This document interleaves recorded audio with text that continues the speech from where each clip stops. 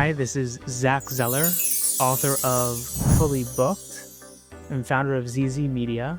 And on my episode of the Business Growth Architect Show, I will share how books are for buyers and content is for browsers, and how you can use this to make soulful content that gets you better buyers to grow your business with. Head on over and listen to the full episode right now. And hello, fabulous person. Beate Gillette here. I am the host of the Business Growth Architect Show, and I want to welcome you to today's episode where we discuss how to navigate strategy and spirituality to achieve time and financial freedom. Truly successful people have learned how to master both, a clear intention and a strategy to execute that in a spiritual practice that will help them to stay in alignment and on purpose. Please enjoy the show and listen to what our guest today has to say about this very topic. Welcome back. Your host, Beate Gillette, here with Zack Zeller from ZZ Media. And today we are talking about content creation, utilizing AI tools, and sort of really diving into what you can do to get your message out concise, quickly, and consistently, which I think is the most important thing. Zack, I'm so excited for you to be here. Welcome to the show. Thank you so much. I'm super excited to be here as well. Zack, for somebody who has never heard about you or does not know who you are, tell us who you are and what do you solve for your clients? Absolutely. So I'm a full stack marketer. I work with a lot of service providers to pour gasoline on the fire with really good marketing and messaging to help them go from overlooked in the marketplace to really fully booked. So what does that mean? So most people, most business owners, they love what they do. They're impact driven. They're service providers. They're getting their stuff out, but they don't know how to find enough clients and they don't know how to find enough good clients. If I come to you and I tell you, this is the problem I have, I'm amazing, I'm really good at what I do, at least I think I am, and I get great results from my clients, but I don't have enough clients. Where do we start? Yeah, the biggest assumption that I see is with social media and an unlimited appetite for content online, business owners feel all of this pressure to put out so much content. And so they think more content means more eyeballs, means more sales.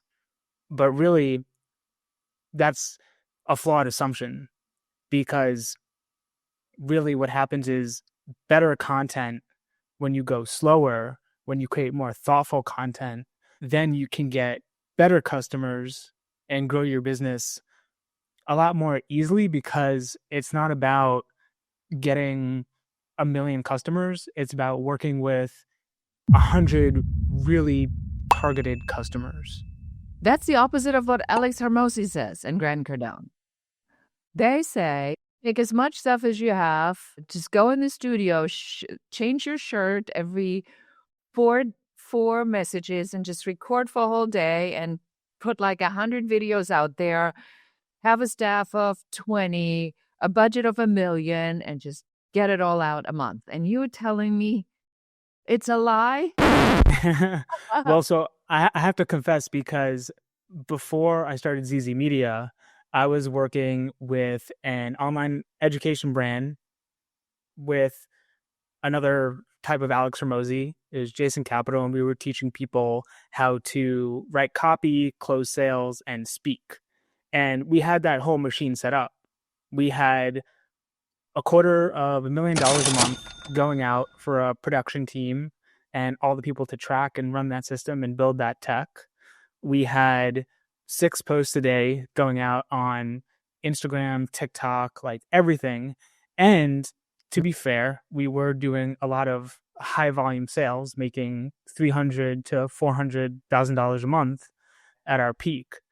The problem is that we didn't have a really strong business. We just had really strong front end acquisition, meaning out of the 300 to 400 people we would work with over that first month for $1,000 on getting whatever result, we only had about 1% of those people go into the back end.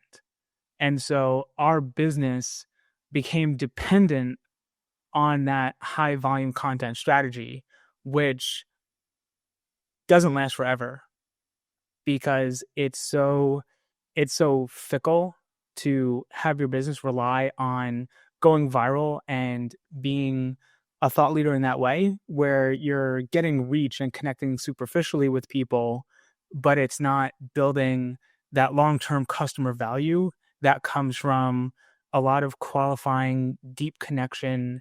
And I view it as useful, like tactical value coming from your content.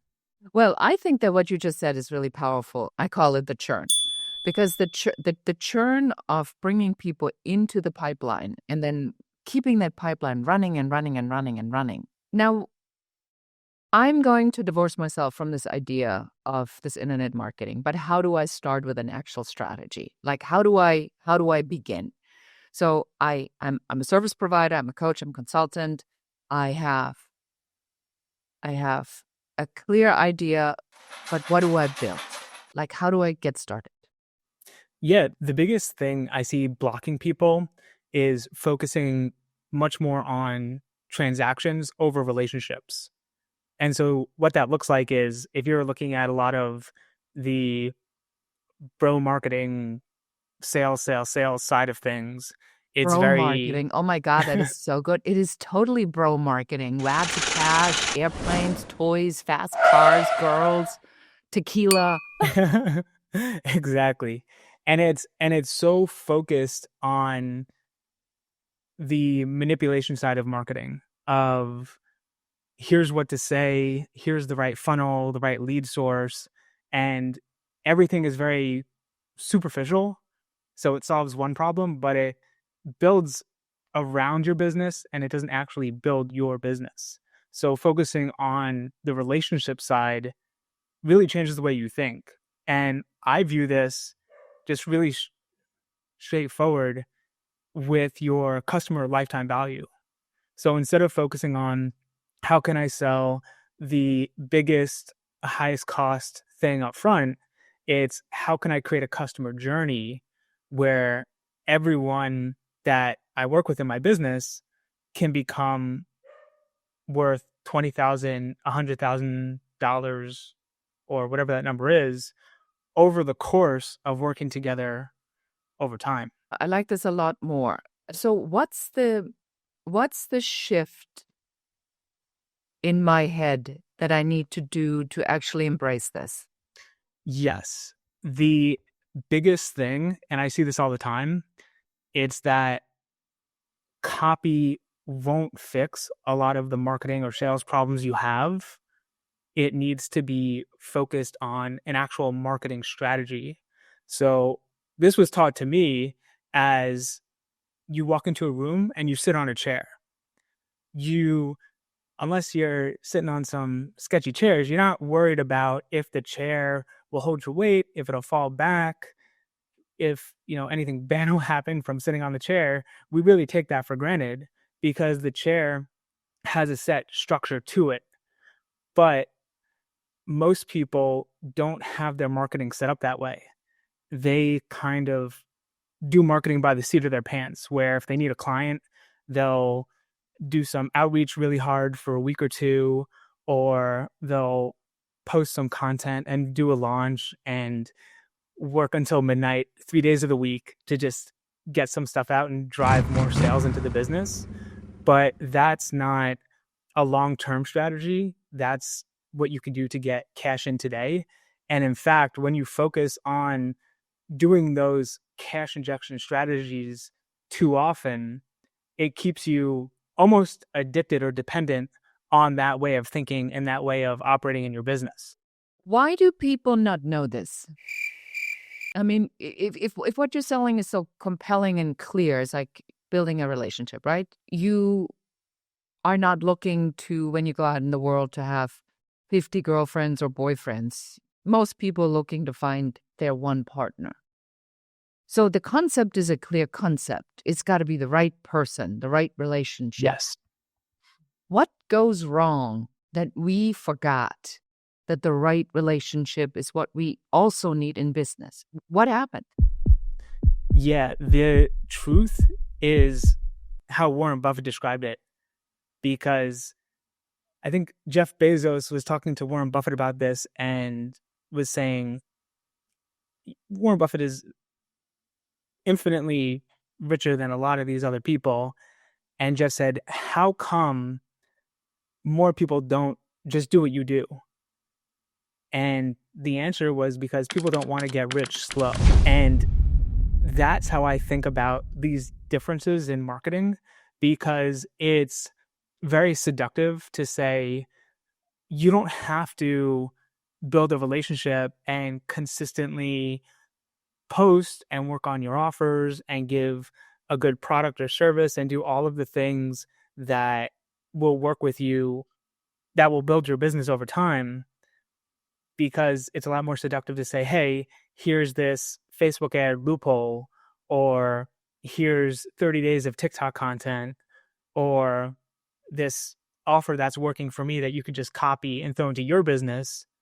But it just creates, again, this very superficial business that you have that doesn't compound or not scale in terms of allowing you to handle more capacity infinitely, but scales goodwill, where you're able to point to a book that you wrote 5 years ago to close a client that just heard of you today, or share.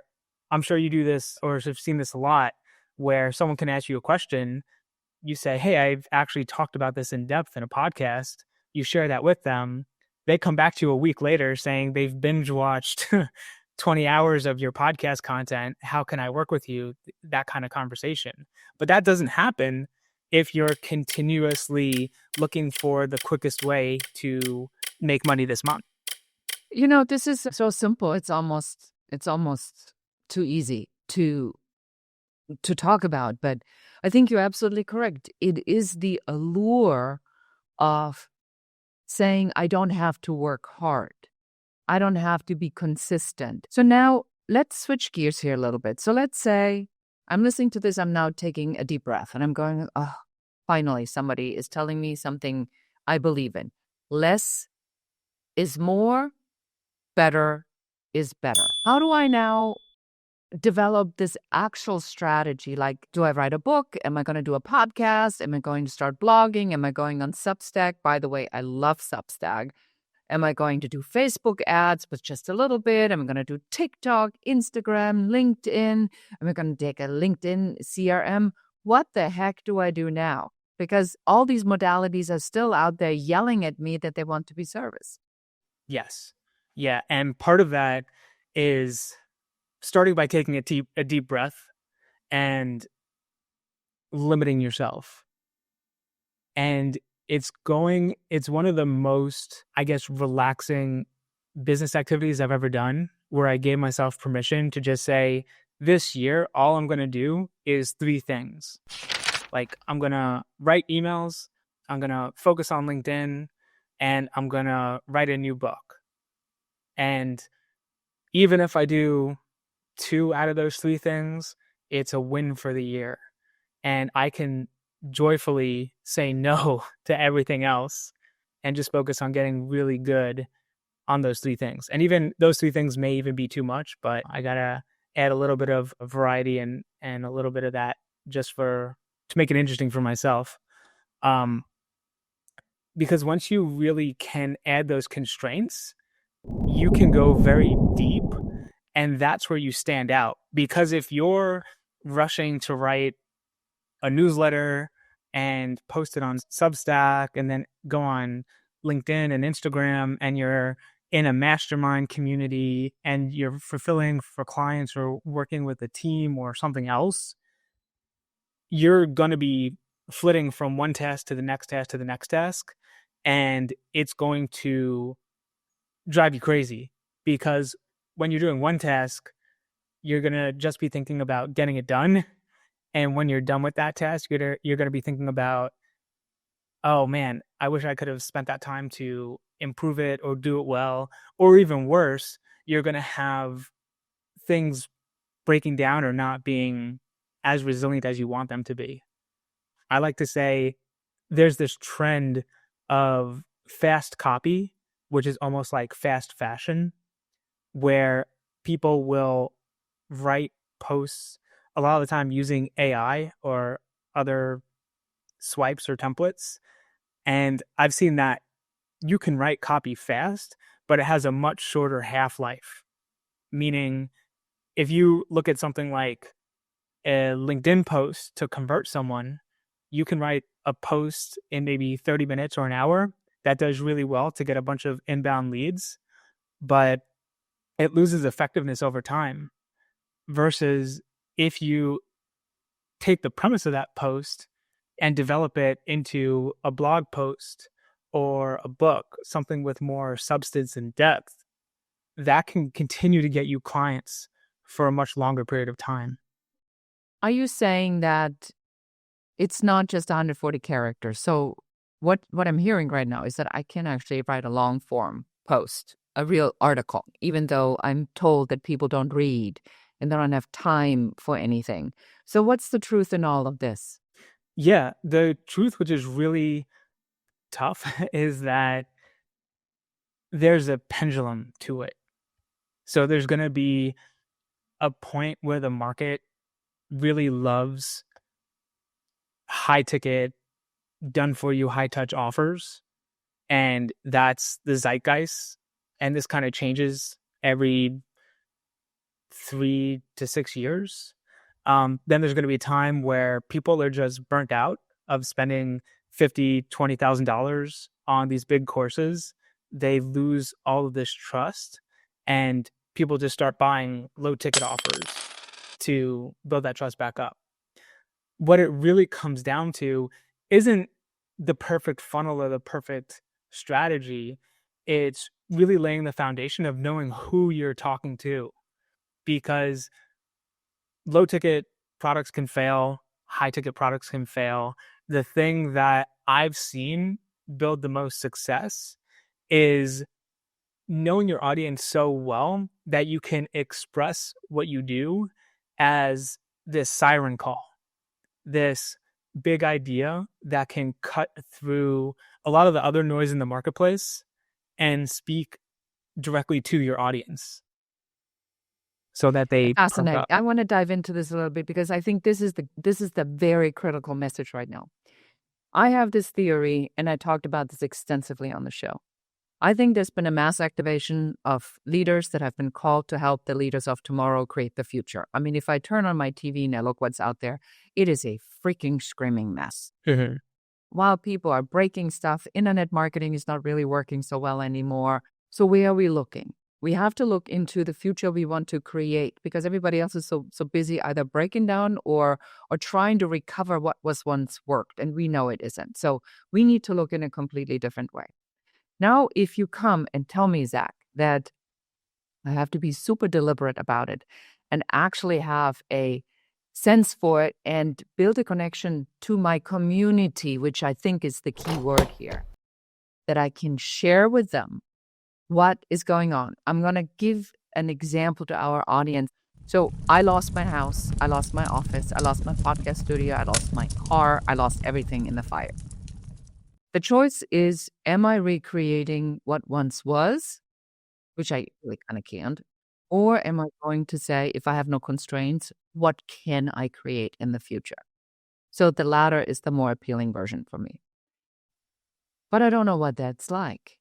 So following what you just said, can I then go to my audience and say, I have no clue how this is going to come to fruition, but here's what I'm thinking. Can I do that? Yeah, that's how I operate a lot of the time. Because so here's the funny thing of working in marketing. There's half of it where you basically have imaginary friends. So you're sitting in a boardroom or on a Zoom call now, and you're having these hypothetical conversations with other business owners about, we have this avatar, we think he'll respond to this, we think that this is his pain point, and here's how we'll structure everything. That's that feels productive. That feels like you're doing everything a good marketer should do. On But paper. yeah, on paper. But the other half of it is putting it out there and seeing Yeah. what people actually respond to. Uh-huh. And the interesting thing is that the more you get stuck in your head, the more out of touch you are with the actual market because it it doesn't reflect reality. If you do everything right with marketing, a lot of the time you set your audience up to buy from your competition, meaning you've talked about problems, solutions, you've shared testimonials, you've overcome objections, and basically gotten them all the way down the sales process where they're ready to buy. But then they can just Google more about the solution or more about the problem or find someone on YouTube or think of someone else, and they're completely out of your funnel or your buying process. The thing that makes people buy today more than ever is your uniqueness. Oh, wow. So you basically just told me that if I follow the old internet marketing principles, I'm actually teaching them to go and look for it somewhere else. Yeah, and this was a problem that I had that I just realized within the past year or two because Wow. I was trained for the past 11 years as a direct response copywriter, working with brands like Agora Financial and like learning from them and learning and working with big marketers like Jordan Belfort and Jay Shetty and a lot of these people. And when I started my own business, I thought it was going to be a slam dunk of Yeah, just, because you knew everything. yeah, but that's not the case because with your marketing, as a business owner expert, it's almost like you can see the maze from the top down. You know the whole path, even if it takes some time to trace it out. But your audience views it as they're going through it. So they don't know all of the fancy turns and twists and inside of the maze. They can just see it turn by turn. So I was going out as a copywriter into a marketplace where during COVID, a lot of people jumped into copywriting. AI tools made copywriting more abundant as well, and really ate up a lot of the low hanging fruit in the copy world, and that colors everyone's perception of this. Because if I talk to a business owner and say, "Hey, here's what I can do," they're thinking in their head, I can spend 5 minutes asking ChatGPT for this. Or there's someone I can pay in the Philippines to do this for $5 an hour. When really, whether that's the case or not, it's all about their perception. And so now I stepped up my uniqueness and really focused on the full stack of how to not just create the copy, but how to use it as a strategy to grow your business so that you're not tied up creating everything or managing a team or writing a million posts and building a hamster wheel that you need to run on every single day in order to get more clients and more sales. But it's something where you can have it compound and build over time. I love this so much. I think this is very aligned with what I see, to be honest with you, is to say that, my gift's always been that I see this in people before they see this for themselves. So now I want to hear from you because you developed the systems. I want you to talk about this system that you developed with the copy and the email pieces. Would you share a little bit about that on how you help your clients to kind of now get this all figured out? Yeah. So the biggest thing I work with my clients on is having basically customers come to them sold 80% of the way to work with them. And what we do is instead of my clients having to be on sales calls all the time, where they are a good week is if they have 3 to 5 calls a day, which is exhausting. But if they don't have that, then they're not getting leads and getting money and all of that stuff. And a lot of people think that hiring a sales team is a good idea until you realize that someone needs to manage that sales team and keep them on track and executing well, which is a whole other can of worms. So Plus the what I funnel, plus the execution, plus the delivery, plus the fulfillment. yes. So the way that I like to view it is, what if we take the sales conversation and front load it, and that becomes your marketing? So your book becomes your unique idea, which is the title and the headline, the unique idea of the problem that you solve. And then the book is filled with how you do that on a high level concept, with different stories from customers, different IPs, and the your all your traffic funnels through that book. So the goal is, by reading your book, which is going to be usually 50 to 70 pages, short book, people can understand how you get people results, and it builds a lot of trust. But because they've spent so much time going through your signature process and understanding your point of view, you've built a lot of uniqueness. And so, what are you going to do? Read a book from the author themselves, seeing their whole process, and then work with someone who is just kind of a generic service provider on getting that done? Even if the author of the book is a lot more expensive, there's a lot more trust and there's a lot more status and goodwill and all of that stuff built up. Plus, you've started the conversation by basically giving them a gift. So now you have this book of like 50, 60 pages, which is a short, beneficial book. Now, what do I do with the content? So you help me with it, and then I have this content, and then what happens now? So this is what I was talking about before, which is really powerful. You have a really wide foundation when you build a book, because a lot of thought goes in, not just organizing the book, but I call it smartening it down. So you're not dumbing it down and simplifying it. You're making it easier to understand and doing the work for the reader, so they can spend more time experiencing and appreciating the insights you're sharing. Uh-huh. Now that all this work has been done, that makes writing posts or getting reach a lot simpler, because whatever one strategy you choose, and again, one strategy, you have really targeted specific language behind it. So if you're running Facebook ads, you can tear apart the pieces of that book to talk about different hooks, different angles, problems, solutions, buyer psychology, to make those creatives. That same work can create LinkedIn posts or Instagram posts, or create episodes of a podcast that you just talk about. And then on the back side of it, I like every book to have a reader magnet, which means when they go into the book, it's not just a dead end. It actually has ways for people to get onto your email list, to get onto calls with you. And I love putting people on an email list, because you have not just 100% control over the messaging that you send through that list, but you're able to get multiple touch points with people.